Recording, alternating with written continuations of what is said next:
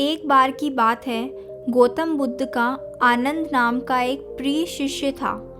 वह उनके साथ नदी के किनारे टहल रहा था। तभी उन्होंने देखा एक युवा राजकुमारी शाही पालकी के पास खड़ी थी। वह चिंतित दिख रही थी। बुद्ध उनके पास गए, तब उन्हें पता चला वह पास के राज्य से लौट रही है। ये यात्रा थका देने वाली थी, इसलिए पालकी को ढोने वाले सेवक थक गए थे। राजकुमारी को आगे ले जाना उनके बस से बाहर हो रहा था, लेकिन राजकुमारी को किसी खास अवसर के लिए महल जल्दी पहुंचना था, इसलिए राजकुमारी चिंतित थी। बुद्ध ने फैसला किया वह राजकुमारी को मदद का प्रस्ताव देंगे। इस प्रस्ताव से राजकुमारी की परेशानी थोड़ी कम हो जाएगी। बुद्ध ने राजकुमारी को पालकी में बैठाया और अपने शिष्य आनंद के साथ पालकी को काफ़ी दूर तक ले गए। बुद्ध की इस उदारता से सेवकों को भी खुद को तरोताज़ा करने का मौका मिला। जब सेवकों की थकान दूर हो गई, तब उन्होंने राजकुमारी को महल पहुंचाने का भार अपने कंधों पर ले लिया। इस प्रकार बुद्ध और शिष्य आनंद का राजकुमारी को अलविदा कहने का समय आ गया था। दोनों ने बड़े ही आदर के साथ प्रणाम कहा और अपने रास्ते चल पड़े। लेकिन राजकुमारी ने इस सहायता के लिए किसी भी तरह का आभार नहीं दिखाया। बस उसने हाथ लहरा कर अलविदा कह दिया था। आनंद राजकुमारी के इस बर्ताव से अंदर ही अंदर काफ़ी नाराज़ था, लेकिन वह चुपचाप चल रहा था, इस उम्मीद में कि बुद्ध इस पर कोई प्रतिक्रिया देंगे।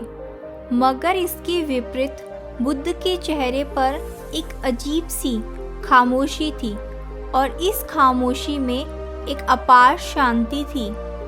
इस बात से आनंद बहुत हैरान था। अब चुप रहना उसके लिए मुश्किल हो रहा था। उसने नाराज़गी भरे लहजे में कहा, वह हमारी सहायता के लिए थोड़ा तो आभार व्यक्त कर ही सकती थी। क्या आपको नहीं लगता उस राजकुमारी को शिष्टाचार सीखने की ज़रूरत थी? बुद्ध धीरे से मुस्कुराकर बोले, आनंद, किसी चीज़ से बहुत ज़्यादा उम्मीद लगा लेना हमारे निराशा का कारण बन जाता है। आनंद को यकीन नहीं हुआ कि बुद्ध ऐसा कैसे बोल सकते हैं। उसने कहा, हम उसे इतनी दूर तक ले गए, कम से कम वह मुस्कुराकर अलविदा तो कह सकती थी। क्या एक मुस्कान भी उसके लिए बहुत कीमती था?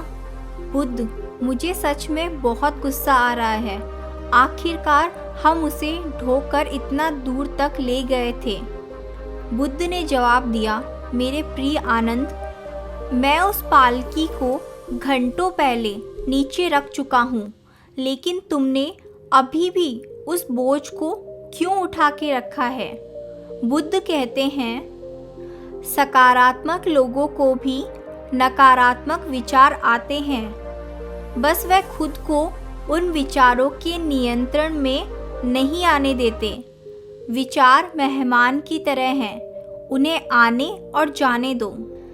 इस कहानी से हमें ये शिक्षा मिलती है, किसी चीज़ से बहुत ज़्यादा उम्मीद लगा लेना हमें नकारात्मक सोच की ओर ले जाता है।